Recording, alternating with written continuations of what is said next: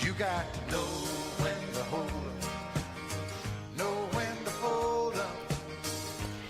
When I heard today, here on the Sunday Pod, Mayor de Blasio issue the idea that there were still crowded subways, I almost lost my mind, because here I am trying to do what I can to stay at home. Going to be home working from here pretty much the rest of the way, I guess. I don't know. We'll see how long. But whenever you see stories that people are still making crowds, that they're still doing whatever and socializing. And by the way, the Post has an article on how millennials are still throwing potluck dinners amongst this whole crazy time pandemic we're in. I just say stop it. Know when to fold and just know when to protect your health. Give up on trying to think this is invincible. No one is invincible to this. By the way, if you do see, this is the wildest part of today. If you see a subway car that's crowded on any of these lines, you have to report it now to 311. De Blasio hasn't really made that a mandate, but he's suggesting it, urging all New Yorkers to do so. Now, here in New York, we have a saying, was it snitches get stitches or something like that? But in reality, I think it's time to report those that are not preventing this spread, that are actually maybe encouraging people to just keep going out. So that's my rant. Now, today I've got a very special guest. His family actually fled from Cuba, and he has some words against socialism and the ideas of Bernie Sanders, and he is Robbie Starbuck, and he joins me right now. Robby, I had found you on Twitter last year. I've been trying to get you on this podcast. Finally, here you are, and just give us a backstory of your life as a Trump supporter. Yeah, I'll give you some background. So, I'm a director in Hollywood, obviously. So for people who don't know, I've directed tons of celebrities, people like Natalie Portman, Megan Fox, Jamie Foxx, Smashing Pumpkins, Snoop Dogg. I mean, the list of people I've directed is really, really long. I was fully aware when I came out as a Republican that it was going to be an unpopular thing to do. But, I guess I'm trying to think of the nice way to put this, but it wasn't a very nice reaction, but I was ready for that.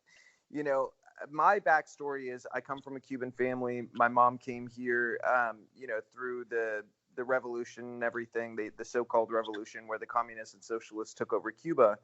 And she was a legal immigrant to the United States. So I was born here, but my family, it was always instilled in me from a very young age what socialism did to my family. It stole everything from them. It stole their home, their business, their car, their possessions. They came here. My mom literally came here with just the clothes she was wearing. So, it's like you hear that from people sometimes, and it's like a sort of illustrative thing, but it's not reality. Like, she literally came here with just the clothes she was wearing. And, so that family story and what happened to my family that still lives in Cuba because they're stuck there was very instructive to my own politics. I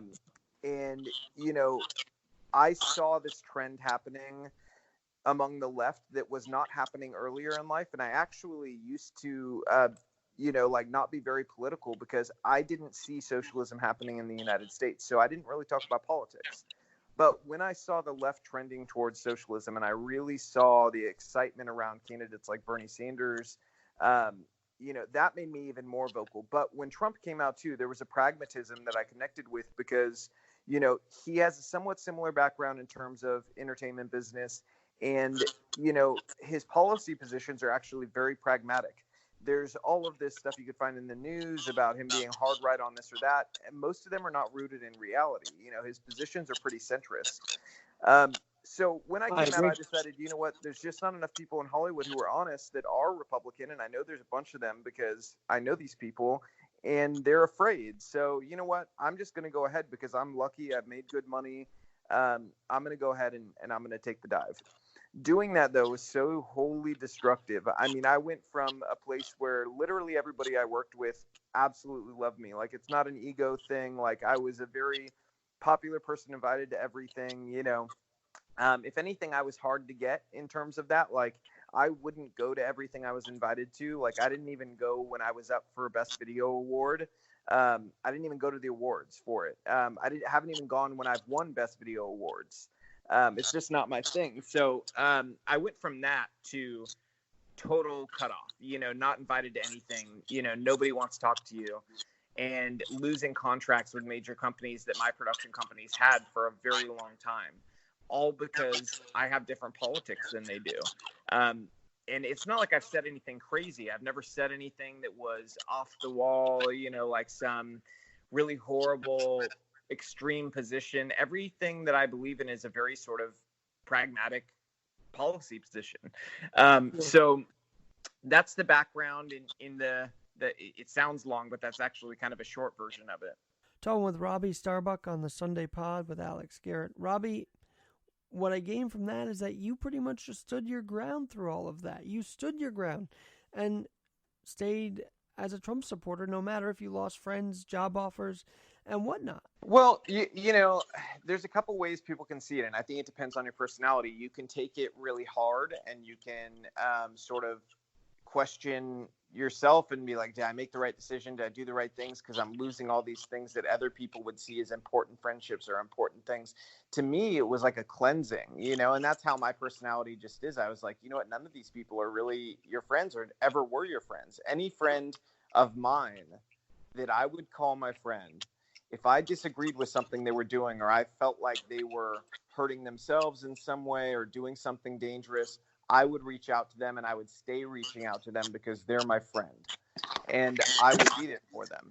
That's what real friendship is. So in my own personality, what really made sense to me is seeing this as a cleansing. These are people who you don't want in your life at those moments that are really critical, things that really matter, because if they can run away from you over politics and not wanting an association to one of those Republicans, like they would run away from anything, so in that sense, I feel lucky, honestly. I really do. I feel lucky that I don't have those fake friends.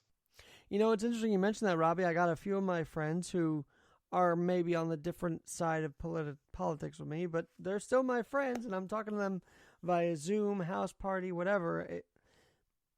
Luckily, I've not been in that situation where someone truly X's me out of their life because I have a different opinion than them, and I'm grateful for that continued friendship even through politics. Now, I've got to ask you this. You're in Hollywood. Clint Eastwood, a very prominent Trump supporter, recently said he wouldn't vote for him if Bloomberg was the nominee. Are you surprised of the change from the Hollywood legend, and have you ever worked with Clint Eastwood? I mean, I don't know if I'd say surprised. It's more, I'll give you a little bit of background on conservatives in Hollywood. So there's been a couple groups. One of them was Friends of Abe. I'm not sure if you've heard of that. If you haven't heard of it, it was a group of Republicans that met together in Hollywood. Friends of Abe broke up in 2016. It was like a lot of celebrities and stuff like that, and big producers and directors. There was a split between people who believed in Ted Cruz, Marco Rubio, and Trump, basically. And a large part of the group didn't want an association to Trump. And the other part of the group was like, hey, we coalesce around the candidate. And even after Trump won the nomination, that other group of people that they were like, look, we'll get behind him, we'll support him, but we're not doing it vocally.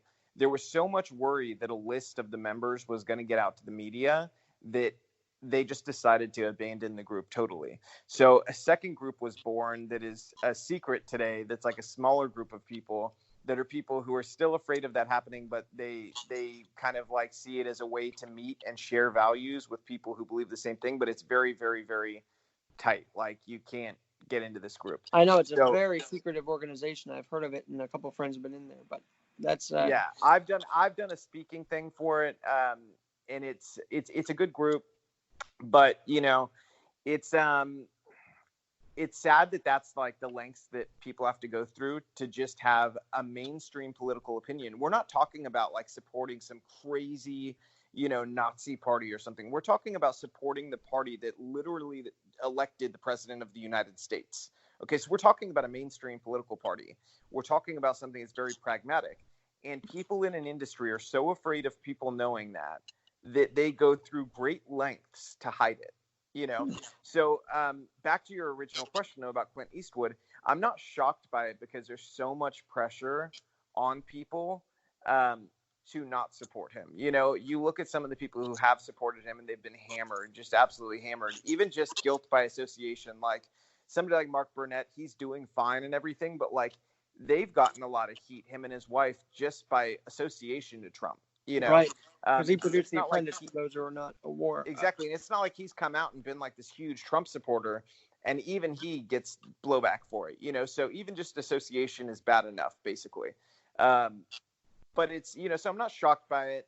He's also, you know, he's not what I would describe as like a populist anyway. Somebody like Clint Eastwood, I would see myself more as like a populist conservative. So the pragmatism within Trump's policies that are more geared towards the people are something that are easy for me to connect with.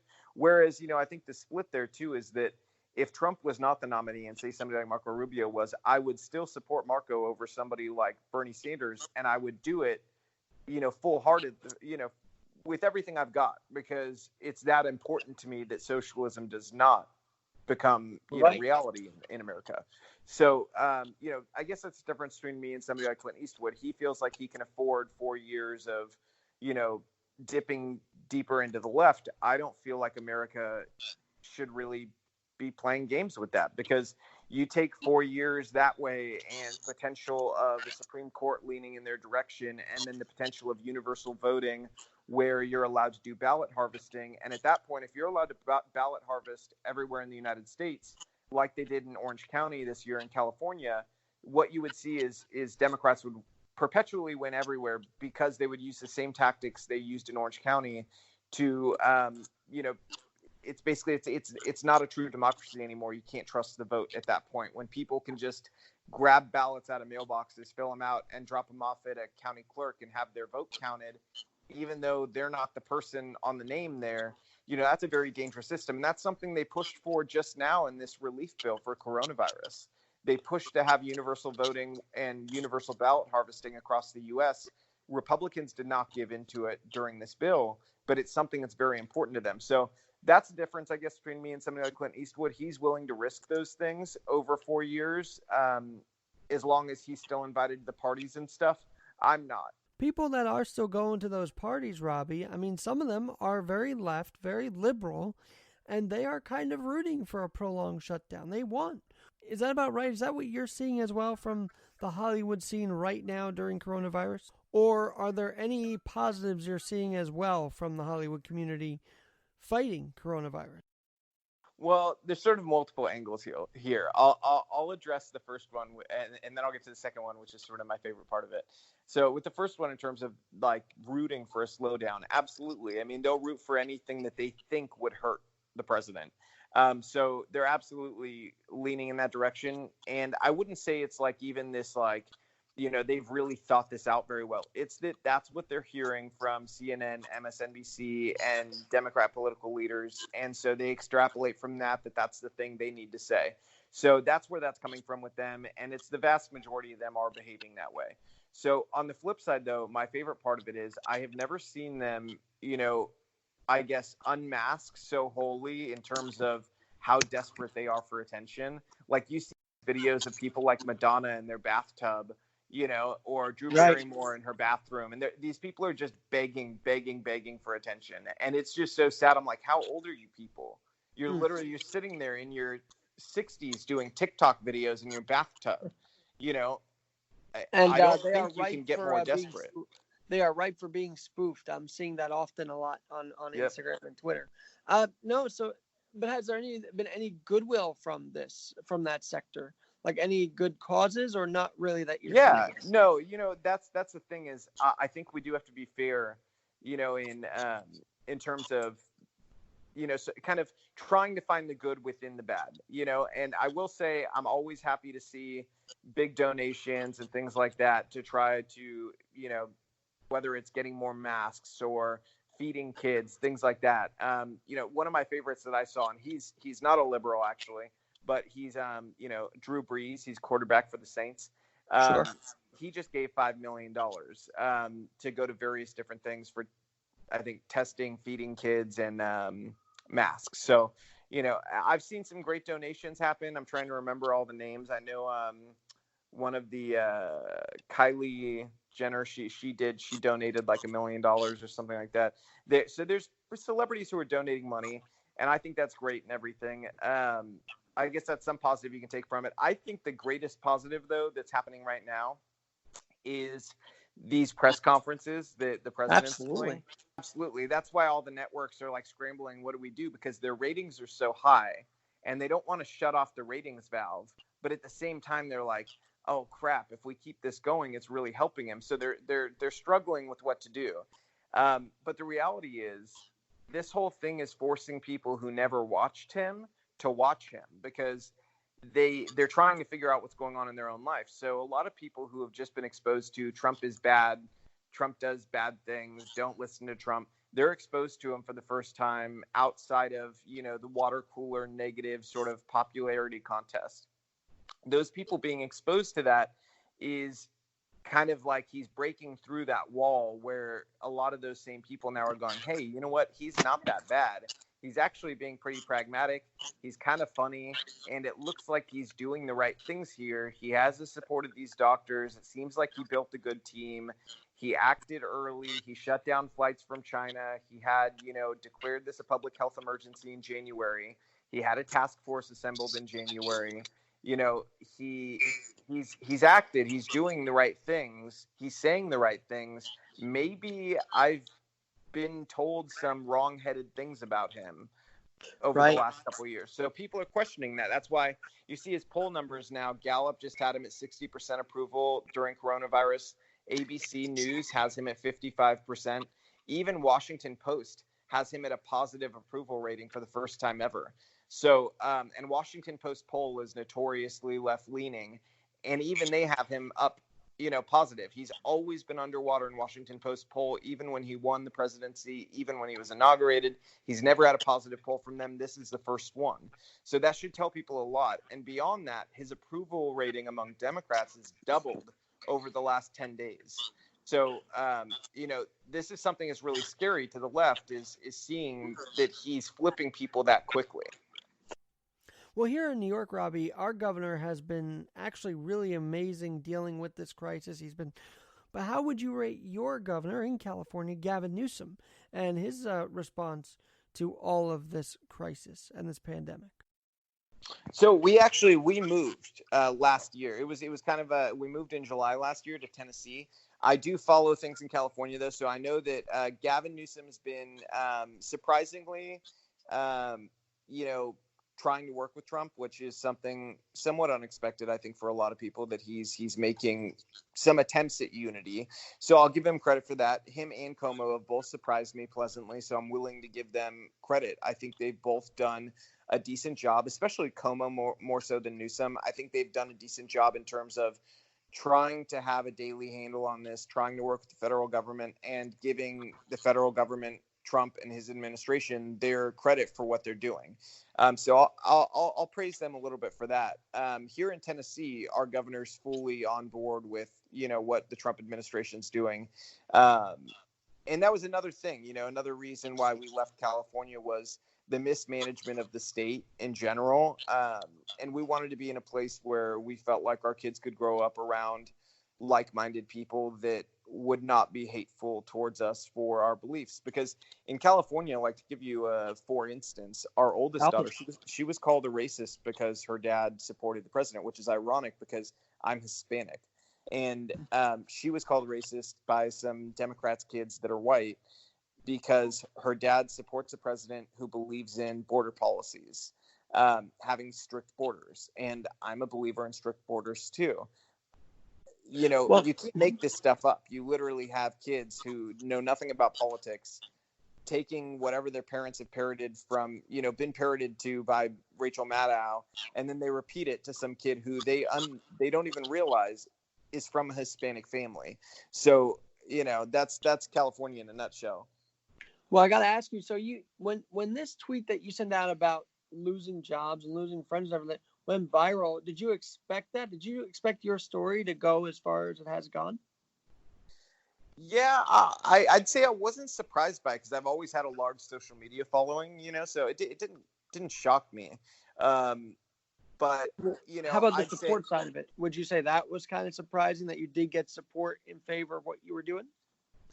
oh no, not from regular people. It doesn't surprise me at all. I've always had support from like the people, and that's why I say like I see myself more as like a populist conservative because I believe in conservative policies, but I believe in conservative policies that are going to be best for people, you know, everyday people.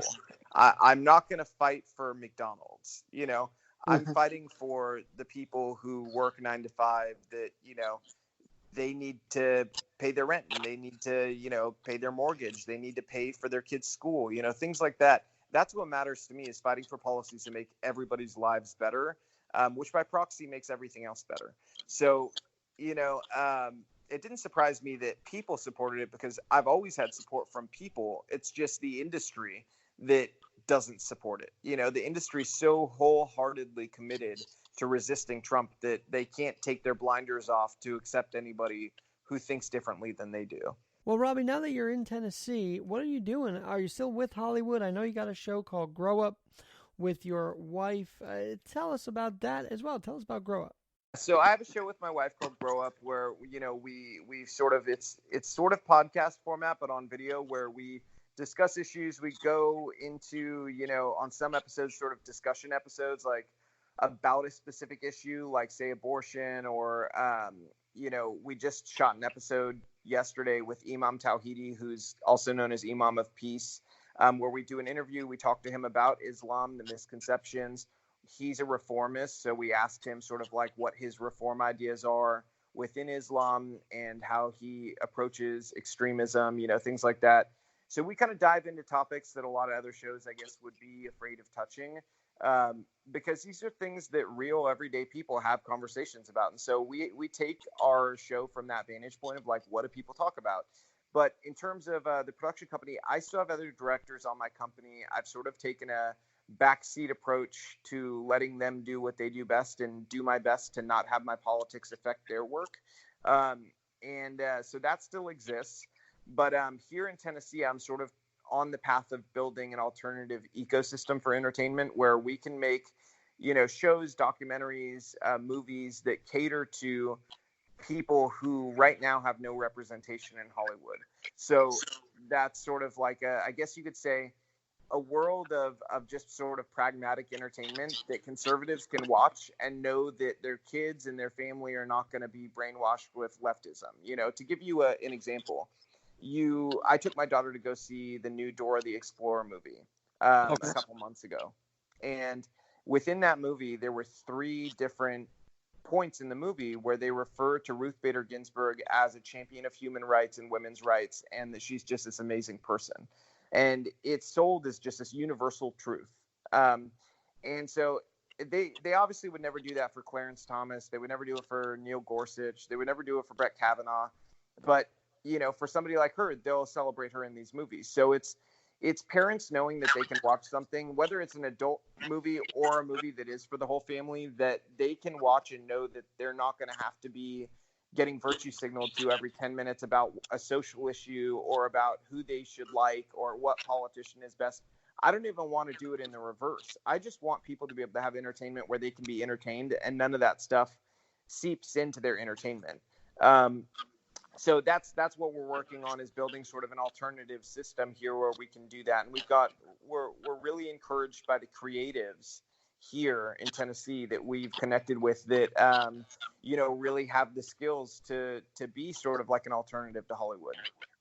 Well, and by the way, talking with Robbie Starbuck, and thanks for taking time today to talk about all that. Now, I know that you're also doing their home because of the distance learning. I don't know if you want to share your experience with that. I know that's been kind of a struggle nationwide. So, well, I told you we were on we just had to do a Zoom meeting. Yeah. So kids are out of school. I mean, this is a story all over the country.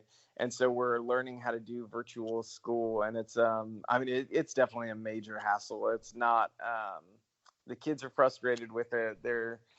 They just can't wait to get back to school, you know?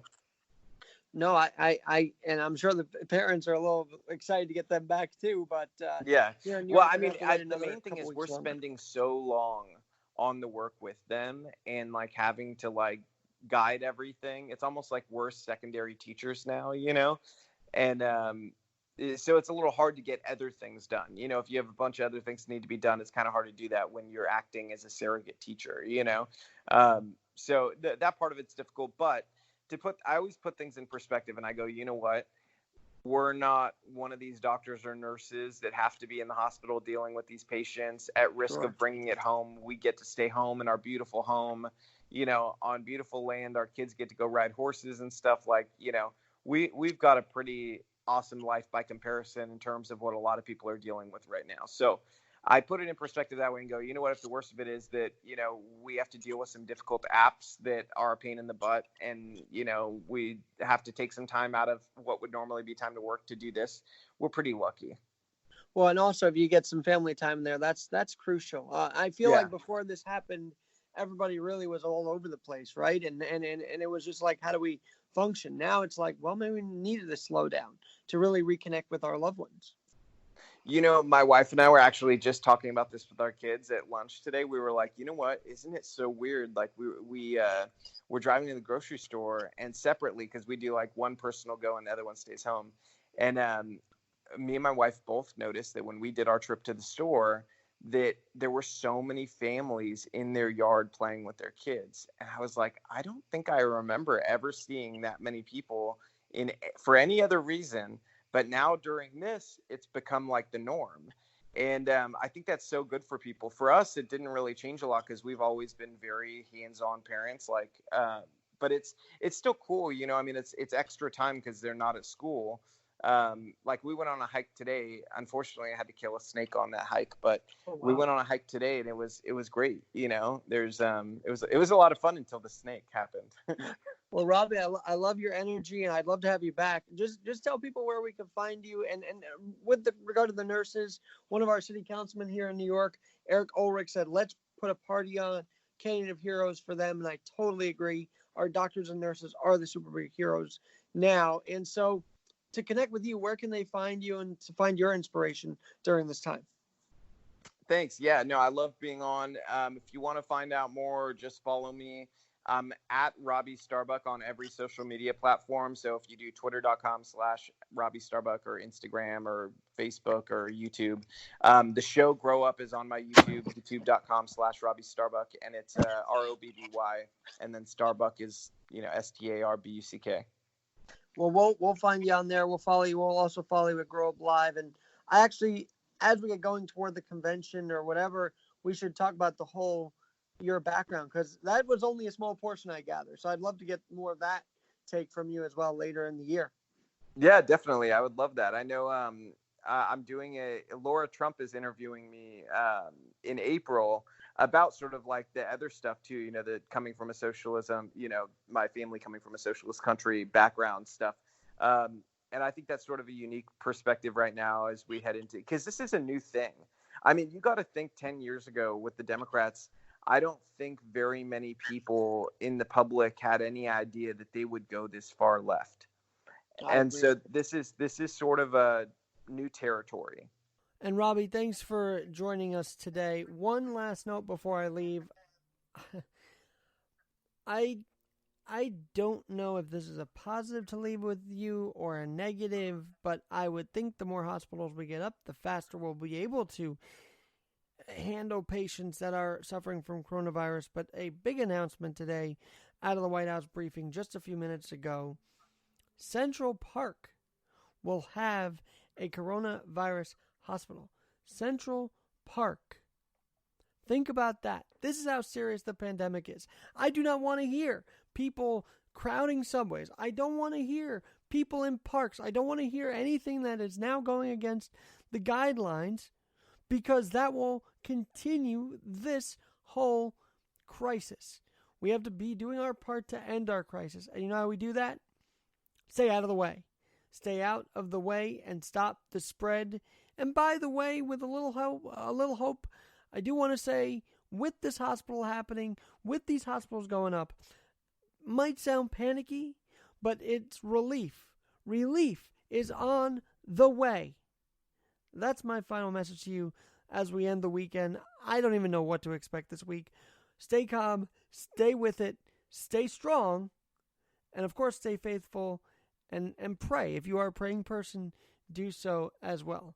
I'm Alex Garrett. Thank you, Robbie Starbuck, and thank you to all our first responders, our medical personnel, our doctors, EMS, nurses, and all those working to heal these patients left and right.